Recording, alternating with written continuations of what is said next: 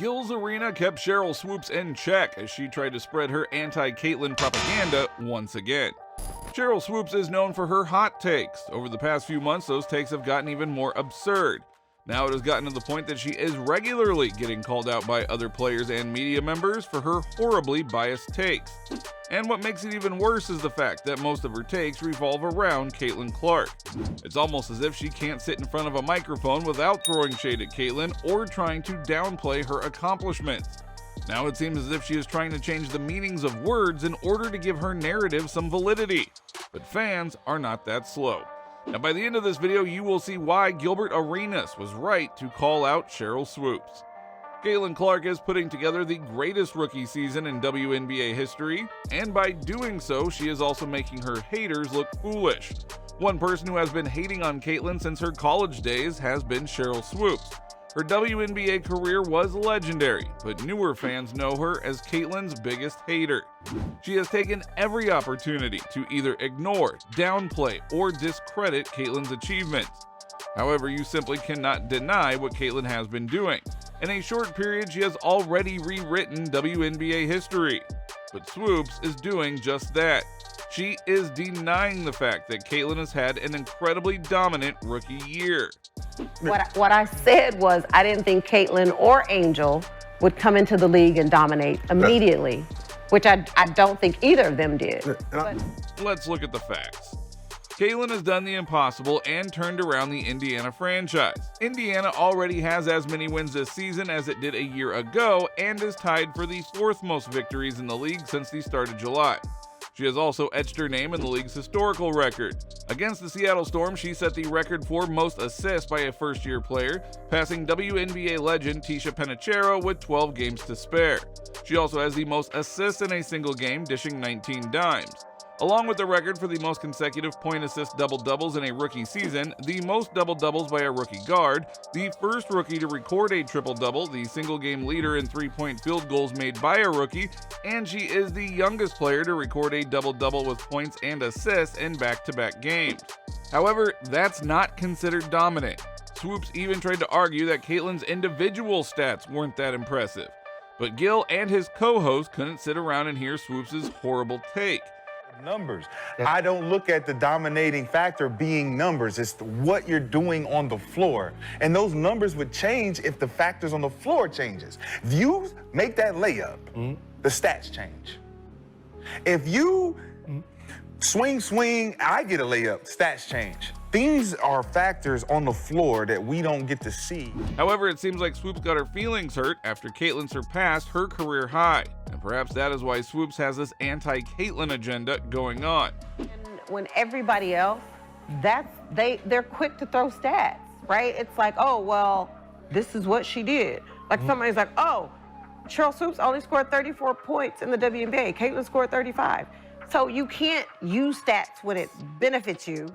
Now you can tell the fact that Caitlin outscored her is eating her alive. On top of that, Gil's co-host was quick to school her on how we should look at the game and judge whether or not Caitlin has been dominating. She's not reading the floor well. She's for sure. You can do that for every single player that plays the game. I know, but I'm doing it for the rookie because she came in with an expectation. Everybody else didn't come in with an expectation to even analyze their game. So if we want to say whether or not Caitlin is dominating or not, we have to actually look at the totality of her game and not just the highlights.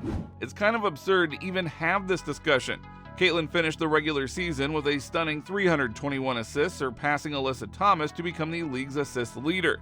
The achievement silenced any skepticism, with Clark showing that her talent is as undeniable as it is remarkable. Her performance marked another historic milestone in her budding career, proving once again that no lights are too bright for her. Her record-setting performance follows an earlier achievement when she notched 19 assists in a single game against the Dallas Wings back in July.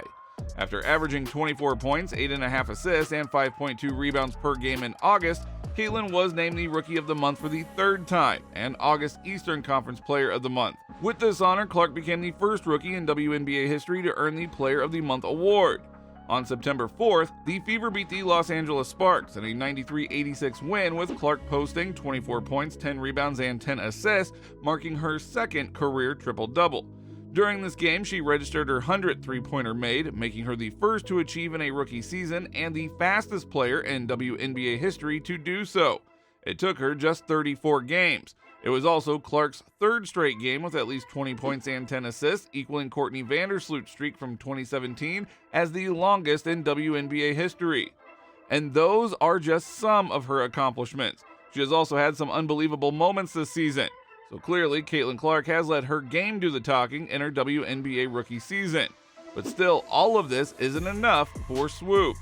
My statement was, I don't think either of them are going to come into the league and dominate immediately, meaning what they did in college. Over all of the players in the W. And the reason why I said it is because you have a player like an Asia Wilson. This just sounds like more narrative talk. I mean, clearly, no one expected Caitlin to become the best player in the league in her rookie season. However, no one thought she would be breaking record after record after record either. The fact that Swoops won't recognize this shows that she has something against Caitlin.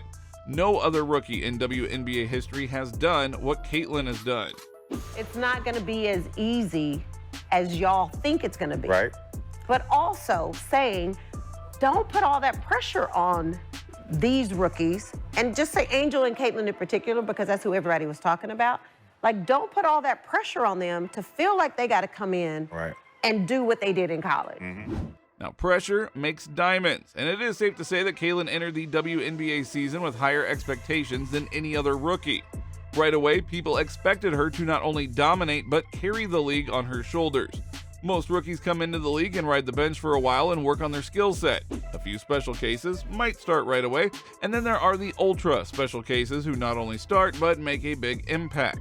Caitlin went beyond this. She was tasked with leading the Indiana Fever back to relevance after a 7-year playoff drought, along with carrying the WNBA to new heights. What other rookies had to take on such responsibility and excelled?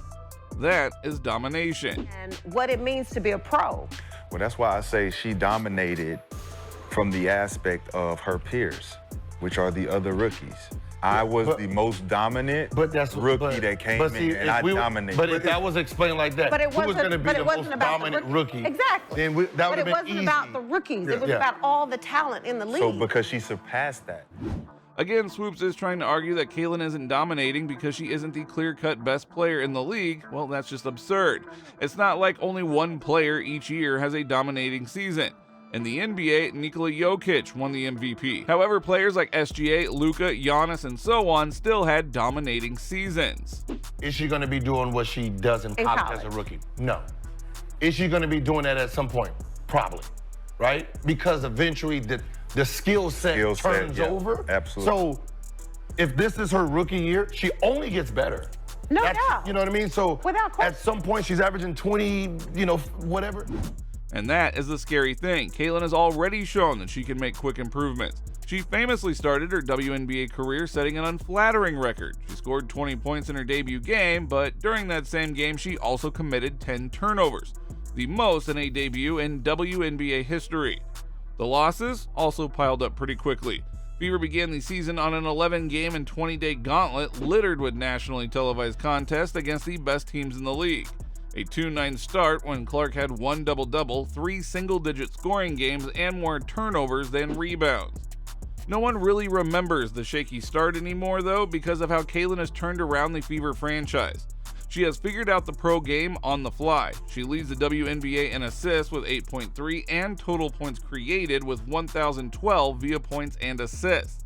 And in fact, the in-season adjustment she made has really set her apart from her peers and shows off her incredible basketball IQ. Caitlin's playmaking has elevated her Fever teammates as well. Aaliyah Boston is having the best season of her career and was named to the All-Star team.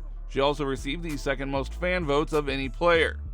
However, Swoops would rather give credit to the players around Caitlin rather than to Caitlin herself. Players that are around her, how great she can be. Because I feel like the second half of the season, like those 19 assists, which are crazy numbers, and you're saying, yeah, it could have been more, agreed. But if you don't have players around you that can score the basketball, you're not gonna get 19 assists.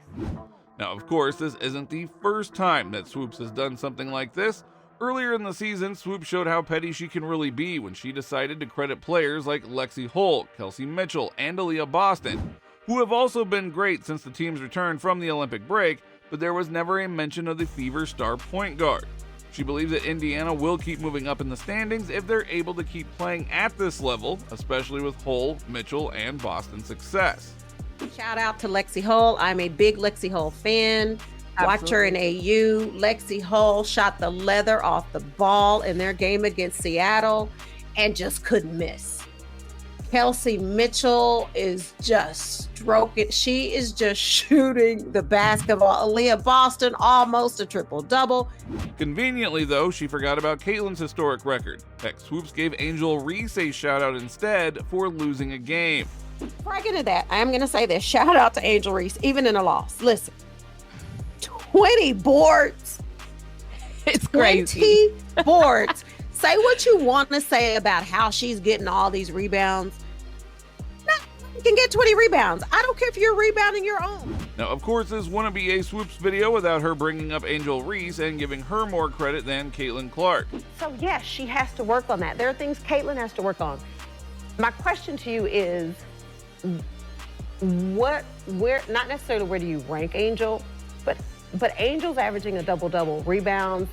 To me, one of the best rebounders I've ever seen in the game. And people want to talk about her own misses, which I don't agree with that. Right. But if they are, box her ass out and rebound. Yeah. However, no matter how hard Swoops tried to deny Caitlin's dominance, Gil's co-host kept her in check. He even went as far as to compare Caitlin to Nikola Jokic in the way how you have to take away Jokic's playmaking to even compare him to other bigs in the NBA. The reason I forged the question of dominance between guards is because she's giving you 20 and 9. Right? There's no other guard giving you those aspects. So when we talk Joker, remember how we talk Joker? We have to take away his assists for it to be a conversation amongst other bigs. Now, Caitlin must be used to the hate by now, but everyone who actually watches the game without clutching to their narratives and biases can tell that Caitlin has had an incredibly dominant season and has set herself to have a dominant career to come.